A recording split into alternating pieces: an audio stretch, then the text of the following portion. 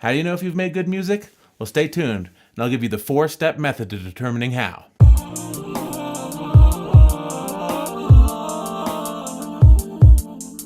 Last week I did a video called Anyone Can Make Music, where I was angry at a critic who had said anyone in their basement can make a hit record these days. I felt that it worked to minimize the efforts of all of us making music in our basements, in our bedrooms, anywhere all over the world. And I think that making music is a beautiful thing. And in this video I asked for people to submit their music, and I told them that I would listen to it. And I'd like to give a special shout out to Jesse Evans, who told the story of a rock opera he wrote in the early 70s with his friend from high school. Now, he tried to produce some of it with a band, and then circling back to it in 2012, he got on his horse and finished the project. And I think that is so cool. A project nearly 50 years in the making that has reached completion. A rock opera about the Salem witch trials. I'll leave a link to it in the description because I think it's a great story, and kudos to Jesse for following through, for continuing to keep going. But I also got another comment last week from Conservative One who asked, how do you know when you've made good music? Which is the topic of this week's video.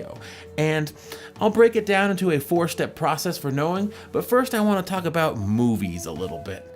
I'm going to take 2 movies in particular, Moonlight and Fast and the Furious Part 8, The Fate of the Furious.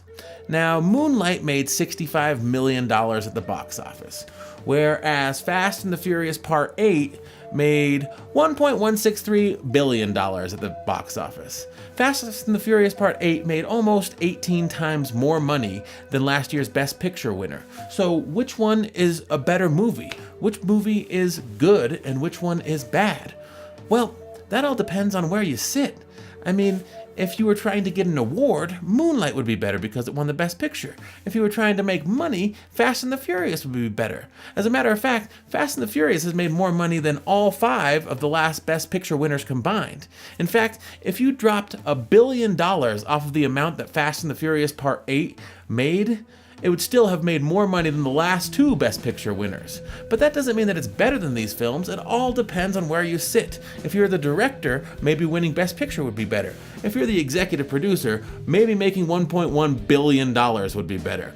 If you're a film snob, maybe the Best Picture would be better. If you're a 13-year-old boy, maybe Fast and the Furious Part 8 would be better. It all depends on what you're looking for.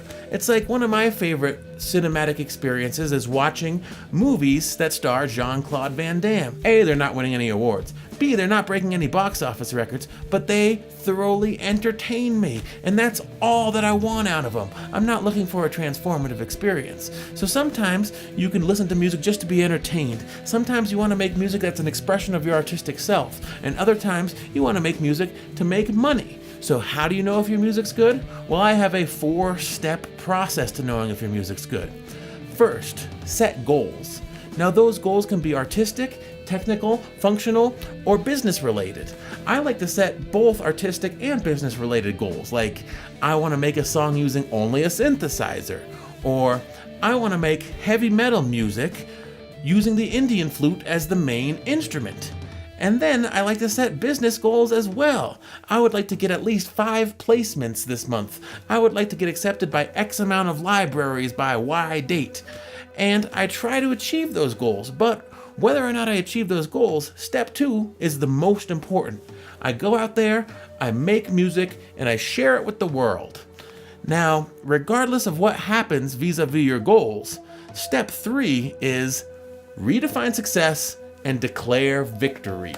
That's the best way to treat your music. If you've made music, you've succeeded already. And that leads you to step 4, keep going. If you're continuing to make music after setting a goal, making music, redefining success and declaring victory, then you've made good music. You know that you've made good music. So, in conclusion, I would just like to say, there are 4 steps to making good music, and they're not what you'd think. Those steps are set your goals, make the music, redefine success, declare victory, and keep going. And if you can do that, you'll be less like the critics, the haters, the non-musicians, and the non-creators, and more like Jesse Evans, the guy who spent 45 years making a rock opera about the Salem witch trials and put it out on the internet for all of us to hear. So if you leave me a link to any of your music down below, I will listen to it. My offer still stands. You know why? Because making music is a good thing. And if you're making music, I'm on your side. This has been all, everyone. I hope you have a good one. Peace.